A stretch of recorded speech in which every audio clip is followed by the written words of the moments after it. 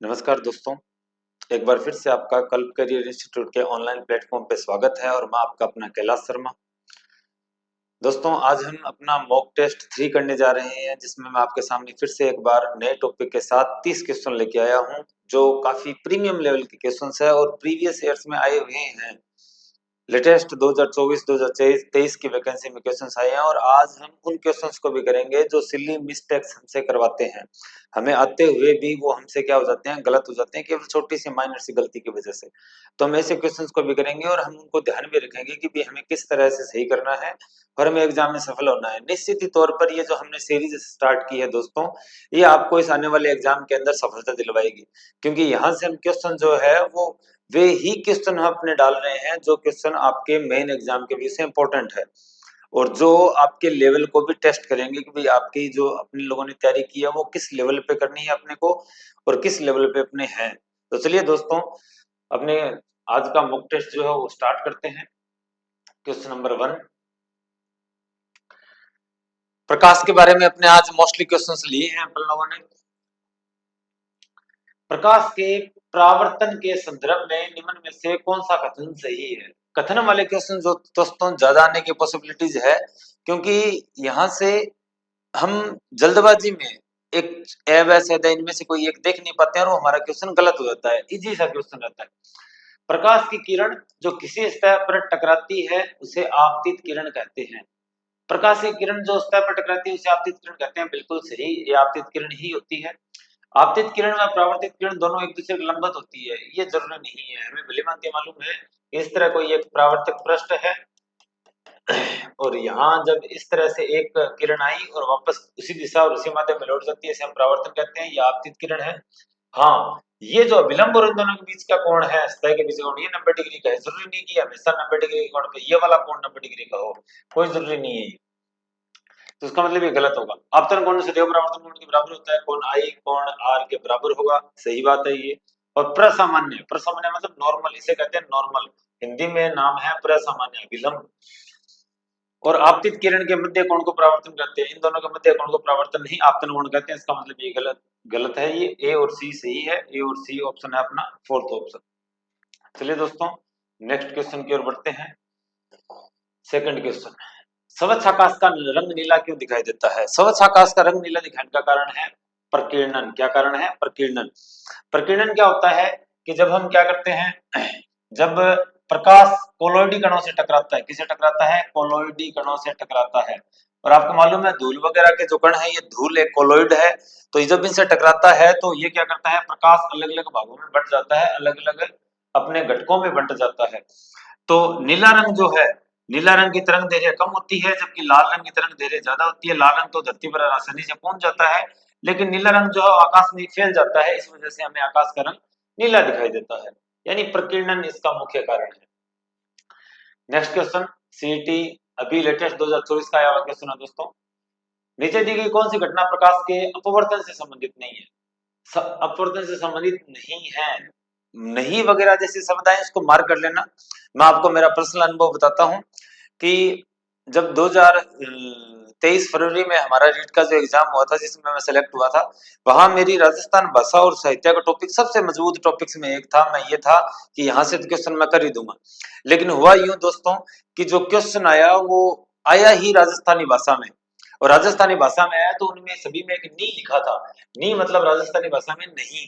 लेकिन first time ऐसा हमने देखा तो हम इसको देख नहीं पाए थे, इस वजह से हमारे क्वेश्चन काफी गलत हो गए थे, हमारे यानी मेरे और मेरे काफी साथियों के। मेरे तो गलत हुए थे, लेकिन ठीक रहा कि एक्यूरेसी लेवल अच्छे होने की वजह से मेरा सिलेक्शन हो चुका था। तो इसलिए आप इस नहीं जैसी चीजों को ध्यान रखेंगे और नई तरह के इनिशिएशन भी बोल्ड कर सकता है, कोई बड़ी बात नहीं है। तो अच्छी तरह सोच समझ के क्वेश्चन को पढ़ेंगे। पानी से भरे हुए बर्तन के तल का रखा सिक्का ऊपर उठाई देता है, ये अपवर्तन है। सूर्योदय से पहले और सूर्योदय के पश्चात सूर्य का दिखना, यह भी अपवर्तन है। स्पष्ट आकाश का नीला रंग, ये प्रकीर्णन का उदाहरण है। एक लेंस द्वारा प्रतिबिंब का निर्माण, तो इसका उत्तर होगा अपना 3 नंबर। कौन सा उत्तर होगा? 3 नंबर सी।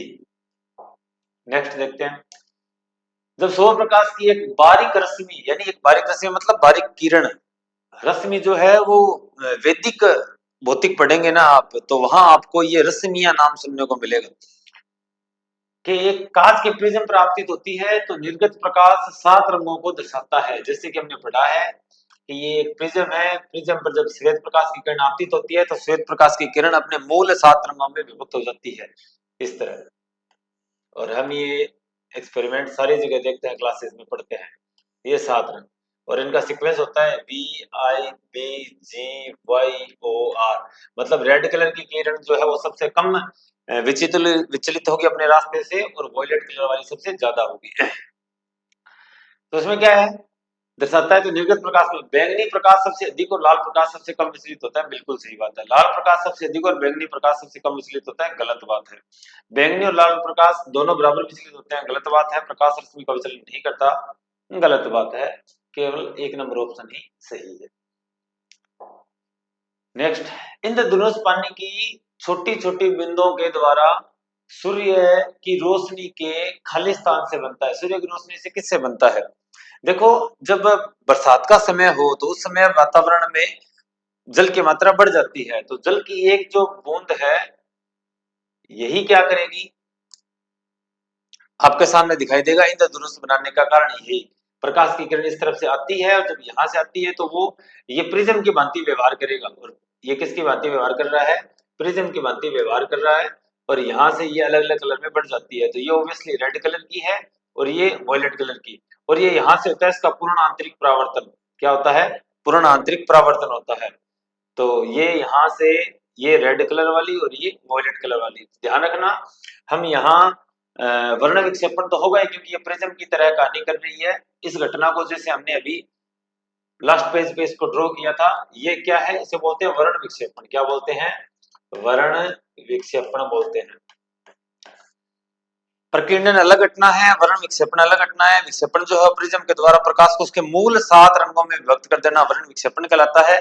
जबकि कोलोइडी कणों के संपर्क में आने से प्रकाश जो है वो अपने फैल जाता है। प्रकाश क्या होता है? फैलता है। इस फैलने की घटना को वर्ण प्रकीर्णन कहते हैं। क्या कहते हैं? प्रकीर्णन कहते हैं।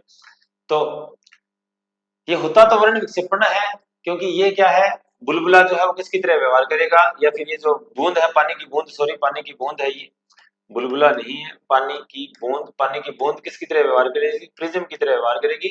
लेकिन साथ में आपको एक नाम और याद रखना है, यहाँ पूर्ण आंतरिक परावर्तन। पूर्ण आंतरिक परावर्तन, तो इस बात का आप भली भांति ध्यान रखेंगे, ये भी नाम आ सकता है इसमें। परावर्तन ध्रुवण व्यतिकरण का यहाँ कोई रोल नहीं है। कसुमल रंग का अर्थ है, डायरेक्ट एनसीईआरटी 2022 में आया है और डायरेक्ट एनसीईआरटी से उठाया हुआ क्वेश्चन है राजस्थान अध्ययन का। ये क्वेश्चन मैंने इसलिए यहाँ डाला कि ये प्रकाश में रंग आ रहा है प्रकाश का, इसलिए मैंने यहाँ डाल दिया। बाकी क्वेश्चन जीके का है। कसुमल लाल रंग को बोला जाता है। किसको बोला जाता है? लाल रंग को। और आपको यकीन ना हो तो ये आपको पीछे एबेसद जो होते हैं ना एक लेसन के अंदर एनसीईआरटी में, उन एबेसद में मिलेगा ऐसा ऐसा क्वेश्चन। ऑथेंटिक बुक से ही पढ़ने का फायदा है। पेरिस्कोप किसके सिद्धांत पर कार्य करता है? 2 बार रिपीट हो चुका है, 2024 में और 2018 में एलडीसी में। पेरिस्कोप, पेरिस्कोप अब दोस्तों हमें मालूम होना चाहिए होता क्या है पेरिस्कोप। पेरिस्कोप इस तरह की स्ट्रक्चर होती है, जैसे ये एक पाइप है,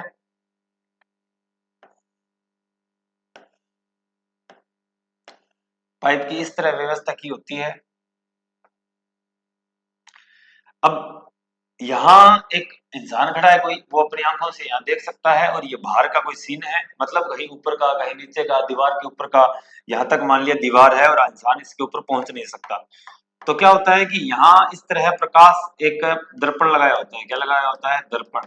और यहाँ भी इस तरह क्या लगा होता है? दर्पण लगा होता है। क्या लगा होता है? दर्पण। अब यहाँ अगर कोई फूल है, यहाँ अगर कोई फूल है, यहाँ यहाँ कोई अगर पत्ती है, तो यहाँ से प्रकाश की किरणें से चलेगी, यहाँ इसका परावर्तन होगा, यहाँ परावर्तन होगा, फिर से परावर्तन होगा, और यहाँ इंसान की आंखों तक पहुंचती है और इंसान देख पाएगा। ये पेरिस्कोप है। इसका मतलब ये किस पर डिपेंड करता है? परावर्तन पर। किस पर डिपेंड करता है? परावर्तन पर। ये जो आपको जुगाड़ दिखाई दे रहा है इसे क्या बोलते हैं? पेरिस्कोप बोलते हैं। क्या बोलते हैं? पेरिस्कोप बोलते हैं। इसका उपयोग आप ज्यादातर किसमें देखेंगे? पनडुब्बियों में देखेंगे, बाहर देखने के लिए। समतल दर्पण द्वारा बना प्रतिबिंब सदैव होता है। समतल दर्पण सदैव किस तरह का प्रतिबिंब बनाता है? समतल दर्पण हमेशा एक तो वस्तु के साइज का, कैसा? वस्तु के साइज का बनता है। वस्तु के साइज का बनता है। जितना मैं यहाँ मेरी सेंटीमीटर मीटर में हाइट है वो ही मेरे को दर्पण में दिखाई देगी। दूसरा, साइज हो गया, आकार वगैरह सेम हो ही गया। हमेशा क्या रहता है, आभासी रहता है, हमेशा क्या रहता है, आभासी रहता है। और क्या रहता है साथ में, सीधा, क्या रहता है, हमेशा सीधा रहता है। तो सीधा, आभासी और वस्तु के साइज का, ये पहला ही आंसर हो गया उसका। ठीक है, मैं पढ़ के बता देता हूँ, हो सकता है आपको सही दिखाई नहीं दे रहा हो। समतल दर्पण द्वारा बना प्रतिबिंब सदैव होता है सीधा, आभासी, वस्तु के साइज के बराबर। और ये 2022 में भी पूछा गया है और 2015 में भी पूछा गया है। काफी लेवल के क्वेश्चन जो पिछले सालों में पूछे गए तो हमने यहाँ डालने की कोशिश की है। क्या मुख्य कारण है कि एक आंख की अपेक्षा दो अंकों का होना अधिक उपयुक्त होता है? आप देख लेना इसको ढंग से। ये आरएस 1993 में पूछा गया क्वेश्चन है, बढ़िया क्वेश्चन है, इसलिए मैंने यहाँ डाला है कि क्या कारण है कि एक आंख की अपेक्षा दो आंख होने का फायदा है। दो आंखों के कारण आसानी से पहचाना जा सकता है, रंग आसानी से पहचाना जा सकता है। नहीं दोस्तों, ऐसी कोई कहानी नहीं है। दो आंखों के कारण हम अंधेरे व हल्के प्रकाश में आसानी से दिखाई दे सकते हैं। नहीं दोस्तों, अंधेरे और हल्के प्रकाश में देखने का जो मेन है, ये पुतली है, पुतली की वजह से ऐसे होता है।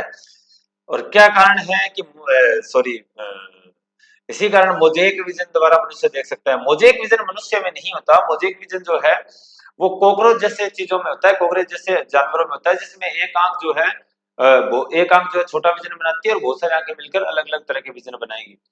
जो एक आंख बहुत सारे लेंसों से मिलकर बनी होती है, इस तरह के जो विजन होते हैं उनमें मोजेक विजन होता है। वास्तव में इस कारण दूरी व गहराई का एहसास हो पाता है। दूरी और गहराई का एहसास, दूरी और गहराई का एहसास। अच्छा, इसे एक और कहा जा सकता है क्या? दूरी और गहराई ना देके आपको इसे भी कहा जा सकता है कि त्रिविम में वस्तु का सही दिखाई देना, वस्तु का सही दिखाई देना, सही दिखाई देना, त्रिविम में भी बोला जा सकता है। त्रिविम मतलब 3D जो है, ये वास्तव में दूरी जो है 3D का ही है। 2D में दूरी नहीं होती, सॉरी गहराई नहीं होती। एक कला दीर्घा में एक कलाकृति दो समानांतर समतल दर्पणों के मध्य रखी है, उसके बनने वाले प्रतिबिंबों की संख्या होगी। यहाँ एक वस्तु है, यहाँ एक दर्पण मान लिया, ठीक है, और यहाँ एक दर्पण है, ठीक है, दोनों समांतर रखे हैं। और यहाँ एक क्या रखी है, वस्तु रखी है, एक इंसान खड़ा है। तो हमने कल पढ़ा था कि जब दो दर्पणों को अलग अलग थीटा एंगल पर व्यवस्थित किया जाए तो उस समय उनमें कितने प्रतिबिंब बनेंगे, और उसका मैंने आपको फॉर्मूला भी बताया था। क्या फॉर्मूला था? बनने वाले प्रतिबिंबों की संख्या 360 डिवाइड बाय थीटा माइनस 1। अब 360, यहाँ दोनों एंगल कितने डिग्री पर अरेंजमेंट है? 0 डिग्री पर अरेंजमेंट है, क्योंकि ये दोनों पैरेलल है, कोई एंगल नहीं है इनके बीच में। तो 360 अपॉन 360 डिग्री अपॉन 0 माइनस 1। 0 का अगर डिवाइड करें तो क्या आएगा? अनंत आएगा। अनंत में से एक हटा दे तो भी क्या आएगा? अनंत आएगा। तो इसका उत्तर क्या होगा? अनंत। बहुत सारे प्रतिबिंब बनेंगे। इस फॉर्मूले को भी आपको याद रखना है, 2019 में पूछा गया प्रश्न है। 12वां प्रश्न दोस्तों, एक समतल दर्पण पर प्रकाश की एक किरण उसकी सतह से अभिलंब आपतित होती है, उसके आपतन कोण और परावर्तन कोण के मान होंगे। आपको ये पहले समझना है कि कहना क्या चाहता है। एक समतल दर्पण है, एक समतल दर्पण है। इस समतल दर्पण पर क्या हो रहा है? समतल दर्पण पर एक प्रकाश की किरण उसकी सतह से अभिलंब आपतित होती है। ये अभिलंब है, सतह जो है इसके 90 डिग्री पर आपतन बिंदु पर जो रेखा खींची जाती है वही अभिलंब है। ये पूरी तरह से काल्पनिक होता है। नॉर्मल पर सामान्य अभिलंब इसके नाम थे। और अभी हम जो कह रहे हैं, ये कह रहे हैं कि किरण जो है उसकी सतह से अभिलंब पर आपतित होती है। यही आ रही है किरण, तो यही आ रही है, तो वापस इसी दिशा में लौटेगी किरण, इसी दिशा में। तो उसके आपतन कोण और परावर्तन कोण होंगे। आपतन कोण और परावर्तन कोण कितने कितने होंगे? 90 डिग्री 90 डिग्री ही होंगे। ठीक है, वैसे तो दोस्तों 90 डिग्री हम नहीं कह सकते। क्यों नहीं कह सकते? इसको यहाँ पजल होने की देखो चीज आ गई ना वापस कि आपतन कोण वास्तव में होता क्या है? आपतन कोण होता है आपतित किरण और अभिलंब के बीच में बनने वाला कोण। तो आपतित किरण भी यही है और अभिलंब भी यही है, और इन दोनों के बीच में बनने वाला कोण 90 डिग्री का नहीं है, वास्तव में कितने डिग्री का है? 0 डिग्री का है। कितने डिग्री का है? 0 डिग्री का। और परावर्तित किरण भी वापस इसी माध्यम में लौट रही है, इसी दिशा में और इसी अभिलंब पे लौट रही है। और अभिलंब और परावर्तन के बीच बनने वाला कोण कितने डिग्री का होता है? वही परावर्तन कोण होता है। और यहाँ ये कोण, यहाँ कुछ भी नहीं बन रहा, तो 0 डिग्री का कोण। इसका सही उत्तर क्या है दोस्तों? 0 डिग्री है, बजाय 90 डिग्री का। ये गलत आंसर। किसी निकट दृष्टि दोष से पीड़ित व्यक्ति का दूर बिंदु नेत्र के सामने 80 सेंटीमीटर दूरी पर स्थित है। पहले तो दोष कौन सा है? निकट दृष्टि दोष। कौन सा दोष है? निकट दृष्टि दोष। लिख लेना दोस्तों, निकट दृष्टि दोष। कौन सा दोष है? निकट दृष्टि दोष। और फिर दूर बिंदु कितना है इसका? दूर बिंदु है 80 सेंटीमीटर। दूर बिंदु कितना है? 80 सेंटीमीटर। कितना? 80 सेंटीमीटर है। इस दोष को संशोधित करने के लिए, सही करने के लिए आवश्यक लेंस की प्रकृति और क्षमता होगी। पहली बात तो ये निकट दृष्टि दोष के लिए हम अवतल लेंस का इस्तेमाल करते हैं। कौन सा लेंस का? अवतल लेंस का इस्तेमाल करते हैं, क्योंकि वास्तव में अवतल लेंस जो क्या करता है कि जैसे ये मनुष्य की आंख है और ये रेटिना है, ये आंख का लेंस है। जब किरणें आती है, वो किरणें क्या करती है? वो पहले मिलना प्रारंभ हो जाती है, रेटिना से पहले ही मिलना प्रारंभ हो जाती है। इस वजह से हम क्या लगाते हैं? यहाँ एक लेंस लगाते हैं। कौन सा? हम लगाते हैं अवतल लेंस। अवतल लेंस लगाने से ये थोड़ी क्या हो जाएगी? पहले यहाँ से बाहर निकल जाएगी। बाहर निकल जाएगी यानी थोड़ी फैल जाएगी, अभिसारित हो जाएगी, तो ये एग्जैक्ट पॉइंट में मिलना प्रारंभ कर देती है। इस वजह से होता है। तो अवतल लेंस और अवतल लेंस की फोकस दूरी होती है नेगेटिव। क्या होती है? नेगेटिव। फोकल लेंथ यानी फोकस दूरी। और वास्तव में 80 सेंटीमीटर यही क्या है? उसकी फोकस दूरी है। तो हमें इसकी क्षमता बतानी है। 80 सेंटीमीटर इसकी दूर बिंदु जो है, ये इसकी फोकस दूरी को बता रहा है। कितनी दूरी को बता रहा है? फोकस दूरी को। भाई यहीं से ही एडजस्ट हो सकता है 80 सेंटीमीटर से। तो इसका मतलब हम क्या करेंगे? इसकी हमें क्षमता याद करनी है। क्षमता का फॉर्मूला होता है P = 1/f। साइन लगेगा, प्लस और माइनस लगेगा। प्लस उत्तल लेंस के लिए लगता है, माइनस अवतल लेंस के लिए लगता है। हम साइन तो बाद में लगा लेंगे, हमें वो परेशानी नहीं होती। अच्छा, यहां हम कहेंगे कि मीटर में होनी चाहिए हमेशा।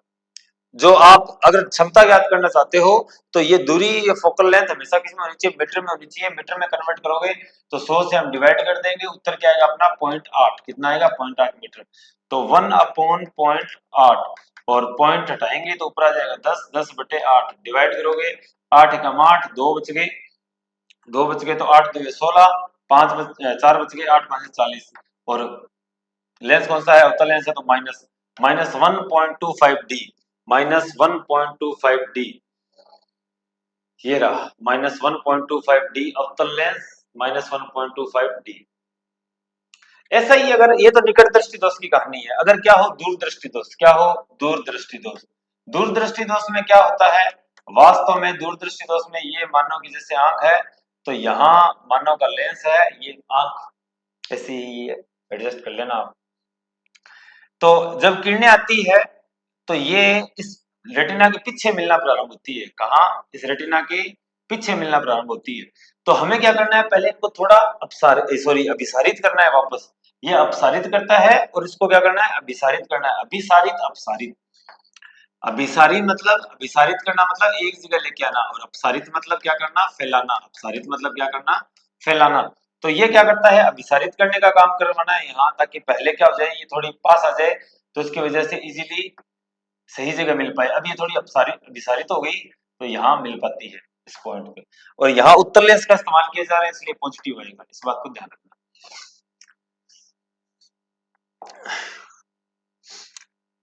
डॉक्टर ने एक महिला की दृष्टि दोष दूर करने के लिए -6.0 डायोप्टर पावर का चश्मा पहनने की सलाह दी। माइनस लगा है, माइनस लगता ही -6.0 डायोप्टर। माइनस की बात कर लेंगे हम। किस दृष्टि दोष से पीड़ित है और लेंस की फोकस दूरी क्या होना चाहिए? माइनस लगा है, इसका मतलब कौन सा लेंस है? अवतल लेंस है। कौन सा लेंस है? अवतल लेंस है। और अवतल लेंस है, इसका मतलब कौन सा है? निकट दृष्टि दोष। कौन सा दृष्टि दोष है? निकट दृष्टि दोष। और निकट दृष्टि दोष है, तो इन दो ऑप्शन में निकट दृष्टि दोष है और माइनस, इसका मतलब हमें आगे और भी करना पड़ेगा। P = 1/f और f क्या हो जाएगा? 1/p। 1/p 6.0, तो 1/6 हो गया। और डिवाइड करेंगे तो पॉइंट लगेगा, सबसे पहले पॉइंट लगेगा, उसके बाद क्या आएगा? 10 हो जाएंगे। 10 6 एकम 6 बच गया 4, 6 6 36, 6 6 36, 6 6 36.167 मीटर आएगा। और जब इसको सेंटीमीटर में कन्वर्ट करेंगे हम, तो 0.67 इंटू 100, 100 से मल्टीप्लाई करेंगे तो क्या आ जाएगा? 16.7 सेंटीमीटर। कोई भी ऑप्शन में नहीं है, गड़बड़ है दोस्तों। 1.67 नहीं, 16.7 होगा, 16.7 सेंटीमीटर होगा दोस्तों। चेक कर लेते हैं हम दोबारा, कहीं हमने गड़बड़ ना की हो। 6 डायप्टर है तो 6 का 6 लगा दिया हमने, P इक्वल टू 1/f होता है, F इक्वल टू 1/P हो जाएगा, 6 हो जाएगा। भाग ही देख लेते हैं, क्या पता भाग में मैंने जल्दबाजी में गलती कर दी, कोई बात नहीं। पॉइंट लगाने से यहाँ 0 लग गया, एक ही था, तो 6 एकम 6, 4 बच गया, 6 छक्के 36, 4 बच गया, 6 छक्के 36, 0.1666 ये आएगा और 0.16 हो जाएगा मीटर। और 100 से मीटर, 1 मीटर में 100 सेंटीमीटर होते हैं, बिल्कुल 100 से गुणा करेंगे तो ये आना चाहिए -16.7 सेंटीमीटर। ठीक है दोस्तों, प्रकाश के प्रक्षेपण का अध्ययन करने के लिए निम्नलिखित में से किस उपकरण का उपयोग किया जाता है? सूक्ष्मदर्शी, दूरदर्शन, दूरबीन, स्पेक्ट्रोमीटर, फोटोमीटर। दरअसल दोस्तों प्रक्षेपण माने कि प्रकाश जो है उसका वर्ण विक्षेपण, प्रक्षेपण यानी विक्षेपण। जब प्रकाश का विक्षेपण होगा, वर्ण विक्षेपण होगा, तो प्रकाश क्या करेगा, 7 रंगों में डिवाइड हो जाता है, प्रकाश 7 रंगों में डिवाइड हो जाता है। सॉरी, ये ऐसे नहीं बनाना चाहिए था, इस तरह बनाना चाहिए था, ऊपर नहीं जाएगा। ठीक है, तो ये क्या मिला आपको, स्पेसिफिक कलर का सीक्वेंस मिला। और स्पेसिफिक जो कलर सीक्वेंस है, स्पेसिफिक कलर का जो सीक्वेंस है, स्पेसिफिक कलर का जो सीक्वेंस है, इसे हम क्या बोलते हैं, स्पेक्ट्रम बोलते हैं। क्या बोलते हैं, स्पेक्ट्रम बोलते हैं। और स्पेक्ट्रम को स्टडी किया जाता है स्पेक्ट्रोमीटर की हेल्प से। किसकी हेल्प से, स्पेक्ट्रोमीटर की हेल्प से। नेक्स्ट क्वेश्चन, अवतल दर्पणों का उपयोग किया जाता है। अवतल दर्पणों का उपयोग कहाँ किया जाता है, टॉर्च में, बिल्कुल किया जाता है। टॉर्च में कहाँ होता है, जैसे कि टॉर्च आगे से आपने देखा होगा, यहाँ बल्ब लगा होता है, यहाँ बल्ब लगा होता है, तो यहाँ अवतल दर्पण लगा होता है।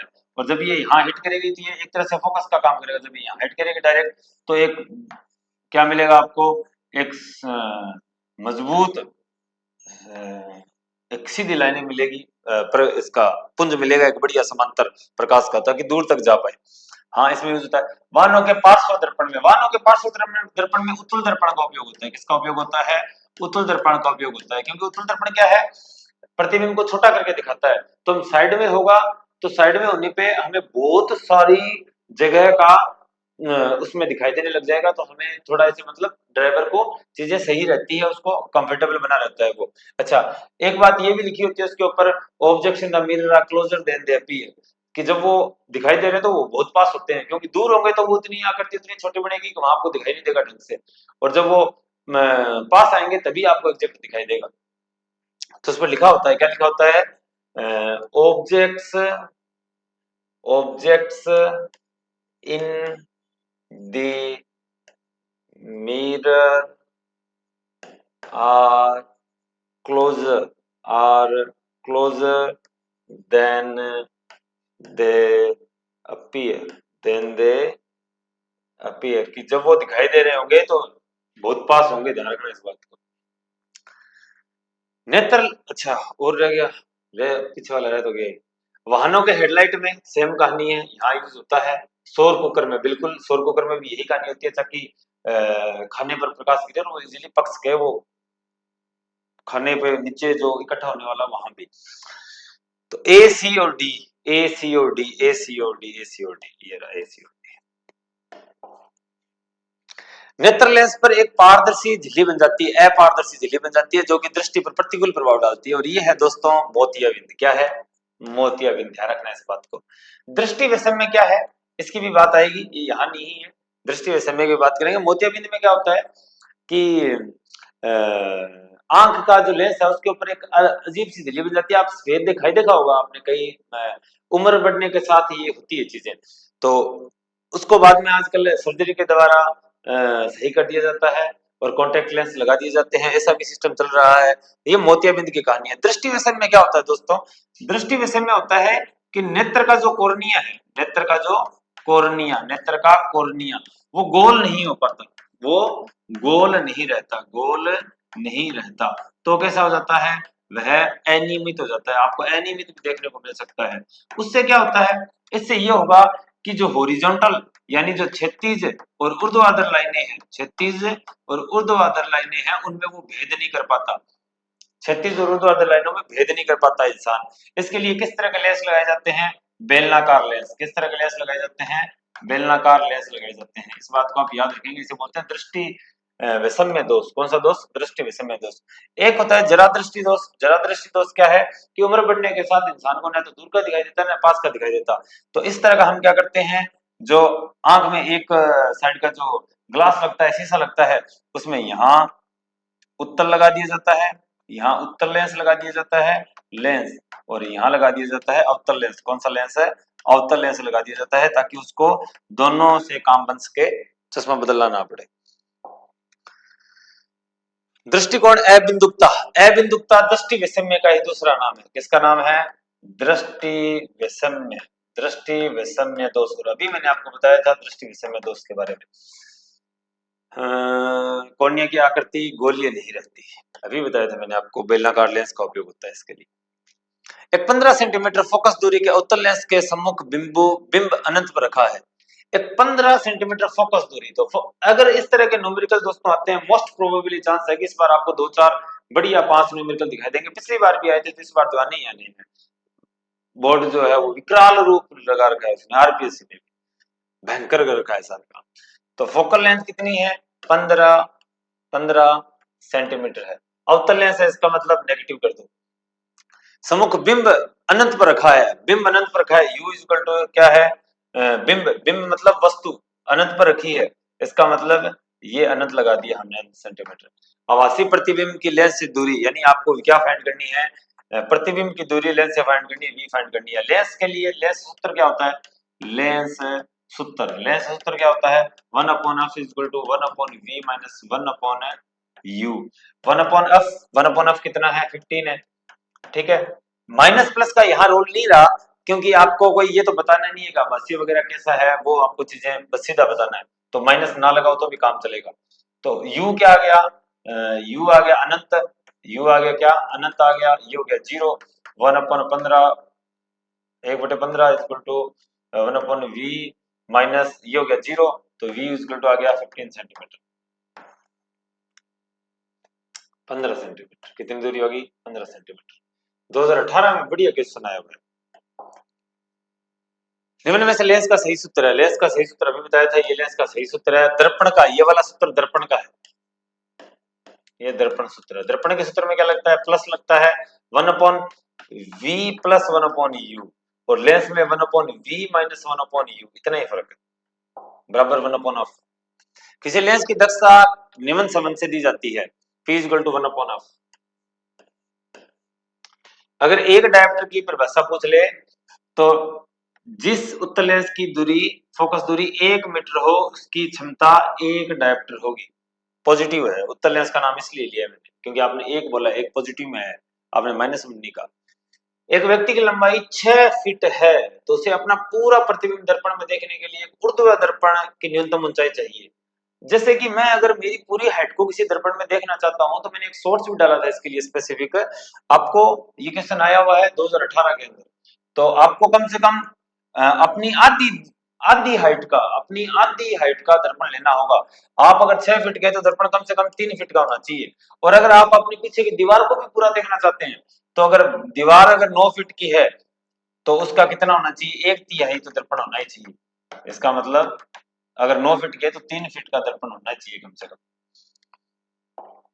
ये दीवार का बताया था मैंने। अवतल लेंस द्वारा उत्पन्न आवर्धन। अवतल लेंस आ गया 2023 में आया क्वेश्चन दोस्तों, देखो अवतल लेंस आ गया, इसका मतलब माइनस में होगा आवर्धन। ये सॉरी, आवर्धन की तो बात नहीं है। आवर्धन मतलब मैग्नीफाइंग, एम पावर, कि कोई वस्तु को कितना बड़ा करके दिखाया जा रहा है। हम क्या करते हैं, ऊपर रखते हैं किसको? एच डैश, यानी हाइट ऑफ रिफ्लेक्शन, प्रतिबिंब की हाइट, और डिवाइड बाय ऑब्जेक्ट की हाइट। तो आप इनको मल्टीप्लाई या डिवाइड करेंगे तो आपको एक रेशियो मिलेगा, आपको उससे मालूम चल जाएगा कि वास्तव में कितना गुना हो रहा है। 1 से बड़ा हो रहा है, मान लो ऊपर वाला बड़ा है नीचे वाला छोटा है, इसका मतलब प्रतिबिंब बड़ा है तो उत्तर 1 से बड़ा आएगा। ऊपर वाला छोटा है नीचे वाला बड़ा है, इसका मतलब प्रतिबिंब छोटे साइज का, इसका मतलब 1 से उत्तर छोटा आएगा। दोनों सेम साइज के तो 1 उत्तर आएगा। अच्छा, अवतल लेंस जो होता है उसमें दो ही स्थितियां होती है, या फिर तो कहीं भी प्रतिबिंब रखा हो, यानी सॉरी, पहला तो अनंत पे रखा हो, अनंत पे रखा हो तो यहां बनता है एक दूसरा कहीं पे भी रखा हो तो उस स्थिति में भी ऐसी ही कहानी रहती है कि एक इस तरह बनता है और दूसरा यहां से प्रकाशीय केंद्र से गुजरता है। तो ये छोटा, दोनों केस में छोटा प्रतिबिंब बन रहा है, दोनों केस में छोटा प्रतिबिंब बन रहा है, तो एक से कम होगा आवर्धन, एक से आवर्धन क्या होगा, कम होगा। किसी नियत कोण पर आनत दो समतल दर्पणों के बीच रखी वस्तु के बनने वाले प्रतिबिंबों की संख्या लिए कौन सा उत्तर सही है? ये मैं आपको कल शॉर्ट में बता चुका हूं, आप खुद इसका उत्तर देखेंगे, बताएंगे शॉर्ट्स में, आप कमेंट करेंगे कि 25th जो क्वेश्चन है उसका क्या आंसर है। ठीक है, शॉर्ट में मैंने इसको बताया है, आप देख लेना वहां से, अभी भी बताया थोड़ी देर पहले। दृष्टि दोष दृष्टि वैषम्य तब उत्पन्न होता है, दृष्टि वैषम्य कब उत्पन्न होता है, अभी बताया था, कॉर्निया की आकृति गोल नहीं होती। अलग अलग नाम से पूछा जा सकता है दोस्तों, अलग अलग नाम से मैं बता देता हूँ, अलग अलग नाम से, इसलिए मैंने क्वेश्चन ये डाले हैं ताकि आपको ये किसी बिंब का वास्तविक तथा समान साइज का प्रतिबिंब प्राप्त करने के लिए, वास्तविक प्राप्त करना है पहले तो ये, और समान साइज का प्रतिबिंब प्राप्त करने के लिए बिंब को उत्तल लेंस के सामने कहां रखा जाता है? उत्तल लेंस के सामने कई स्थितियां होती है दोस्तों, एक तो आप कहां रख सकते हैं, अनंत पे रख सकते हैं, कहां रख सकते हैं, अनंत पर रख सकते हैं, उसके बाद अनंत और 2f के मध्य, अनंत और 2f के मध्य, अनंत और 2f के मध्य, फिर है 2f के मध्य, कहां है 2f के मध्य, फिर 2f व f के मध्य, f के मध्य, फिर है f के मध्य। अब अगर आप वस्तु को अनंत पर रखेंगे तो प्रतिबिंब बनेगा फोकस, आप अनंत और 2f के मध्य रखेंगे तो प्रतिबिंब बनेगा 2f और f के बीच में, 2f पर रखेंगे तो 2f पर बनेगा, वस्तु आगे गई तो प्रतिबिंब पीछे आ जाएगा, 2f और f के बीच में वस्तु रखी तो अनंत और 2f के बीच में प्रतिबिंब बनेगा, और f पर अगर वस्तु रखी तो प्रतिबिंब बनेगा अनंत पर बनेगा। तो सेम साइज का चाहिए तो कहां बनाना चाहिए, 2f पर रखो, कहां रखो, 2f पर रखो। फोकल दूरी को परिवर्तित करने की नेत्र लेंस की क्षमता जिसमें विभिन्न स्थानों पर रखी वस्तुओं को देखा जा सकता है कहलाती है समंजन क्षमता। क्या होती है दोस्तों? समंजन क्षमता। फोकल दूरी खुद अपने आप लेंस की एडजस्ट होती है, ये होती है, इसे बोलते हैं समंजन क्षमता, और ये किसकी वजह से होती है? पक्षमापी पेशियों की वजह से। किसकी वजह से? पक्षमापी पेशियों की वजह से, सिलियरी मसल्स। प्रकाश की एक किरण परावर्ती समतल सतह पर सतह के साथ 56 डिग्री के, प्रकाश की एक किरण, ये इस तरह है, प्रकाश की एक किरण परावर्ती समतल सतह पर, समतल सतह के साथ 56 डिग्री, ये आपतित हो रही है, और इस सतह के साथ कितना डिग्री का कोण बना रही है? 56 डिग्री का कोण, इस परावर्ती समतल सतह पर, और ये विलंब हो गया, ये परावर्तित कोण हो जाएगी। तो ये 90, आगे पढ़ लेते हैं क्या पूछा उसने, परावर्तन कोण का मान, यानी इस कोण का मान पूछा है, बहुत आसान है दोस्तों। ये पूरा कोण कितने डिग्री का है? 90 डिग्री का, ये 56 हो गया, तो 90 में से 56 के कितने रह गए? 34। ये आपतन कोण परावर्तन कोण बराबर होता है, ये भी 34। खतरे के संकेत लाल रंग के होते हैं, क्योंकि लाल रंग की तरंग दैर्ध्य बहुत ज्यादा होती है, लाल रंग की तरंग दैर्ध्य बहुत ज्यादा होती है, उसका प्रकीर्णन भी बहुत कम होता है, इस वजह से लाल रंग जो सबसे कम प्रकीर्णन होता है।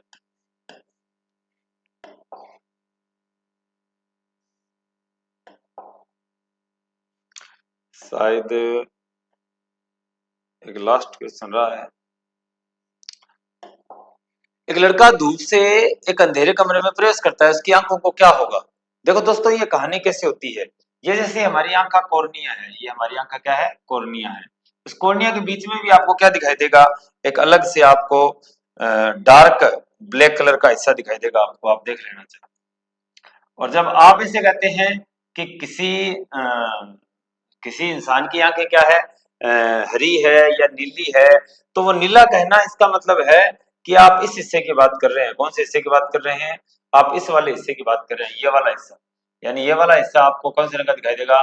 नीले रंग का दिखाई देगा। अगर नीली आंखें हैं तो ये वाला हिस्सा है नीला रंग। कॉर्निया की बात चल रही है, किसकी बात चल रही है? कॉर्निया की बात चल रही है। अब ये तो कॉर्निया हो ही गया पूरा, क्या हो गया? कॉर्निया, जिसे क्या कहते हैं? स्वच्छ मंडल भी कहते हैं, क्या कहते हैं? स्वच्छ मंडल भी कहते हैं। और ये वाला जो भाग है, ये है परितारिका। क्या है? परितारिका, यानी वास्तव में परितारिका ही आंखों का रंग डिसाइड करती है, आंखों का रंग डिसाइड करती है। और इसके बीच में होती है क्या? पुतली। क्या होती है? पुतली। वास्तव में प्रकाश इसी पुतली में से प्रवेश करता है, वास्तव में प्रकाश इसी पुतली में से प्रवेश करता है। अब क्या होता है, जैसे देखो हम अंधेरे में हैं, अंधेरे में है, पहले कहाँ गया ये? चलो अंधेरे में कहीं हम देख लेते हैं अपने हिसाब से, पहले हम इसको समझ लेते हैं। जब एक इंसान बाहर खड़ा है धूप में, तो धूप में बहुत सारा प्रकाश है, तो उसकी आंखों में बहुत सारा प्रकाश एंटर कर सकता है। इसलिए परिचारिका क्या करती है, फैलकर और इसकी पुतली के आकार को कम कर देती है। धूप में पुतली आकार क्या हो जाता है, कम हो जाता है। पुतली के आकार कम हो जाने की वजह से कम, छोटे में भी ज्यादा प्रकाश, अब अगर ज्यादा होगा, ज्यादा ओपन बड़ा है, ज्यादा प्रकाश चला जाएगा तो रेटिना उससे खराब हो सकता है। इस वजह से क्या होता है कि इसको छोटा कर दिया जाता है परिचारिका के द्वारा, तो कम प्रकाश गया, आसानी से प्रतिबिंब बन गया। बट अब जैसे ही वो कहा आया, अंधेरे वाले कमरे में आया, कहा आया अंधेरे वाले कमरे में, पूरा अंधेरा नहीं, थोड़ा बहुत अंधेरा हो, तो अब पुतली का आकार वही है, लेकिन अभी अंदर उतना प्रकाश नहीं है, तो कम प्रकाश जा रहा है, तो इसलिए पुतली का आकार वापस बढ़ाना पड़ता है। पुतली का आकार वापस बढ़ाना पड़ता है। कौन बढ़ाएगा, परिचारिका बढ़ाएगी। पुतली का आकार बढ़ता है, पुतली का आकार बढ़ता है। क्या होता है, बढ़ता है। बढ़ने से क्या होगा, तो प्रकाश जो है वो क्या जा पाएगा अंदर, ज्यादा जाना चाहिए। अब ज्यादा जगह चाहिए, कम प्रकाश है वो तो ज्यादा एंटर करेगा, ताकि वो अंधेरे में भी प्रतिबिंब सही से बन सके। तो इस वजह से ये ऐसी कहानी होती है। और जब ये पुतली का आकार कम से बढ़ता है, इतने दौरान कुछ भी दिखाई नहीं देता, इंसान को इतनी देर कुछ भी दिखाई नहीं देता, सारा अंधेरा काले रंग का दिखाई देता है। ये आपको समझना पड़ेगा। तो आंखों में कम प्रकाश प्रवेश करेगा। एक लड़का धूप से एक अंधेरे कमरे में प्रवेश करता है, तो उसकी आंखों का क्या होगा, उसकी पुतली का आकार बड़ा हो जाएगा और इसकी आंखों में कम प्रकाश प्रवेश करेगा। बड़ा तो हो जाएगा लेकिन कम प्रवेश नहीं करेगा। उसकी पुतली का आकार छोटा हो जाएगा, छोटा नहीं होगा, बड़ा होगा। उसकी पुतली का आकार बड़ा हो जाएगा और उसकी आंख में अधिक प्रवेश करेगा, बिल्कुल। उसकी पुतली का आकार कम हो जाएगा, अधिक प्रवेश, गलत है। Answer number 3। तो अपने दोस्तों, जो क्वेश्चंस हैं वो कंप्लीट हो चुके हैं। उम्मीद करता हूं कि आपको एग्जाम में ये काफी हेल्प करेंगे। मेरा एक्सपीरियंस तो यही कहता है। और निश्चित तौर पे दोस्तों, आपको इस तरह के क्वेश्चन जो है वो देखने को मिलेंगे। आपको एग्जाम में तैयारी जो है प्रीमियम लेवल की करनी पड़ेगी इस बार। तो चलिए दोस्तों, मिलेंगे नेक्स्ट वीडियो के अंदर। तब तक के लिए आप चैनल को सब्सक्राइब करवाइएगा, शेयर करवाइएगा। धन्यवाद दोस्तों, जय श्री राम।